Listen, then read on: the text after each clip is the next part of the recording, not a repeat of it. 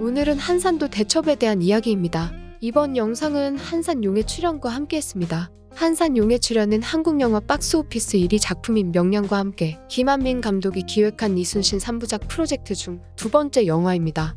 한쪽은 위기 이순신이고 한쪽은 방향을 잡고 자신의 어떤 그런 그 일종의 군무를 펼쳐볼 수 있는 이순신이기 때문에 이번 작품에서 굉장히 강건하고 단호하고 젊고 기상이 넘치고 이런 모습들이 그 한산대첩 때 이순신을 잘 표현한 것 같아요. 마치 명량에서 명량이라는 영화에서 또 그 고뇌하고 아파하는 조금은 나이 든 이순신을 잘 표현했듯이 이번 작품도 굉장히 좀 잘 표현한 것 같아서 너무 좋습니다.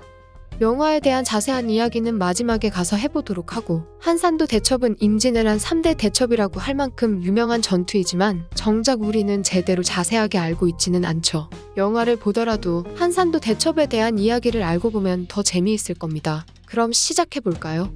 네, 이 1592년 음력 4월 13일 일본은 이 명을 정벌하러 가니까 길을 빌려달라라는 이 구실로 조선을 침략합니다.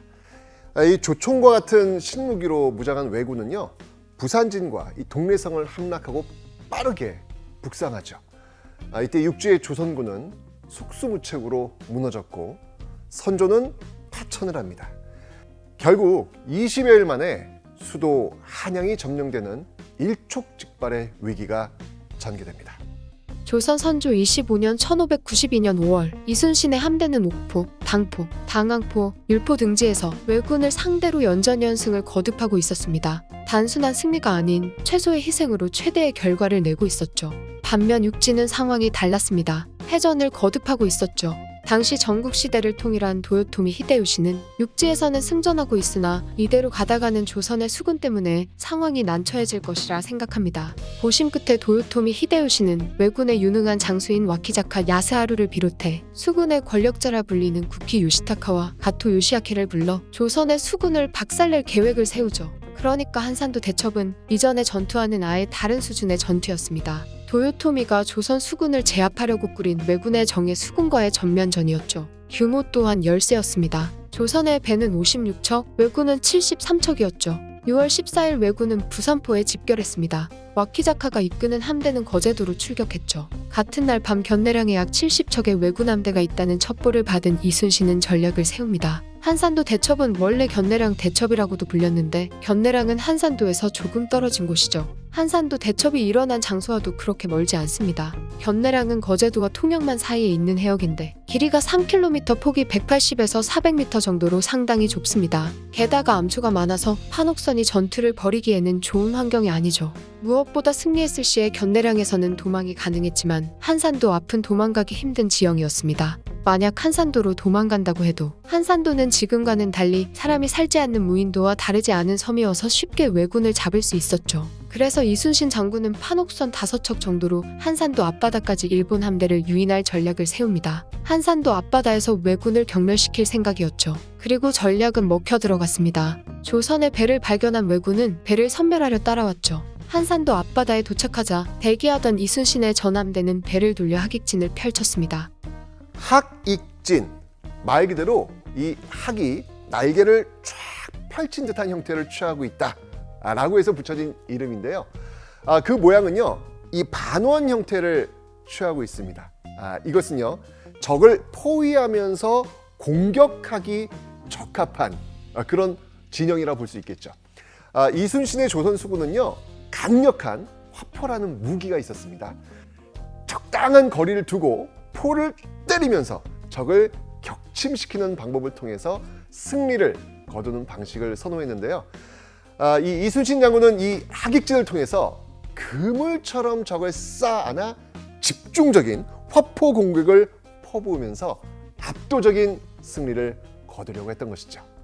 왜군의 배는 포위되었고 수적 열세 앞에서도 큰 승리를 거두게 되죠. 자료마다 약간의 차이는 있지만 대략 왜군의 전선은 47척이 격파되고 약 1만 명이 전사한 반면에 조선군은 단 19명만이 전사했다고 알려지고 있습니다. 소설로 써도 현실감이 없다고 욕먹을 정도로 말이 안 되는 수치이죠. 왜군을 이끌었던 와키자카는 겨우 도망쳐 13일간 솔잎과 미역을 먹으며 살다가 뗏목을 만들어 겨우 돌아갔습니다. 여담으로 와키자카는 이날을 잊지 않기 위해 한산도 대첩이 일어난 날마다 반드시 미역만을 먹었죠. 이건 와키자카 가의 전통이 되었습니다. 구한말 고종의 고문인 후머 헐버트는 이 해전은 조선의 살라미스 해전이라 할 수 있다. 이 해전이야말로 도요토미의 조선 침략에 사형 선고를 내린 것이다 라고 평했습니다. 그럼 한산용의 출현 이야기를 해보죠. 한산용의 출현은 앞에서도 말했듯이 한산도 대첩을 배경으로 그린 영화입니다. 이순신 역할에는 박해일, 와키자카 역은 변요한 배우가 맡았죠. 이외에도 왜군 수장 가토 역에는 김성균, 왜군의 정보를 전달하는 첩자 정보름 역에는 김양기, 조선의 탐망꾼 임준영 역에는 옥태견, 그리고 거북선의 설계자 나대용 역은 박지환이 맡았습니다.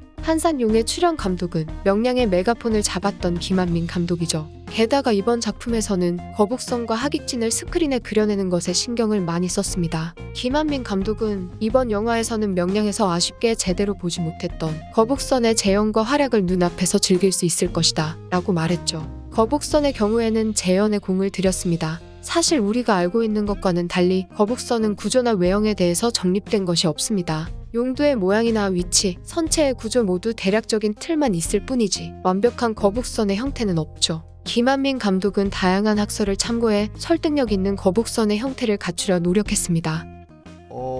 굉장히 인상적이었습니다. 이 거북선의 원 명칭은 거북귀를 써가지고 귀선이라고 불렸죠. 사실 이 귀선의 역사는요 이미 조선 태종 때부터 등장을 합니다. 그러나 임진왜란 때 사용된 귀선의 그 실물이 남아있지 않아서 정확한 모습을 현재 알 수는 없습니다. 이순신이 직접 설명한 거북선은요 앞에는 용머리가 있고요 여기서 포를 쏘고 또 등에는 쇠 송곳을 심어가지고 적선 수백 척 속으로 돌진해서 대포를 쏠 수 있다 이렇게 이야기를 했죠. 이걸 좀 염두에 두시면서 영화 속 거북선을 한번 감상해 보시기 바랍니다.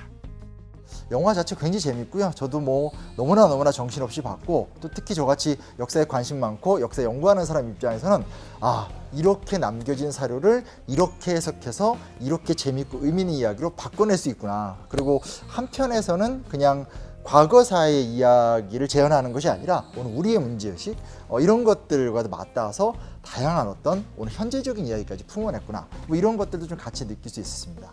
아니 그러니까 명량을 볼 때는 그 느낌이 뭐였냐면 명량을 볼 때는 막 가슴이 졸이는 듯한 어떤 그런 느낌이었어요. 왜냐하면 저건 기적이거든요. 명량은 이거는 이길 수 없는 싸움을 이겨내야 되는 싸움이기 때문에 그때는 가슴 졸이게 봤는데 한산대첩은 그 가슴 졸임보다는 그 웅장함, 와 우리 조선수군 대단하다라는 그런 압권, 압도적 승리 이 느낌으로 정말 시원하게 봤습니다.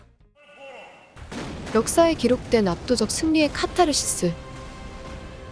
세계 해전사에서도 손꼽히는 전략과 전투.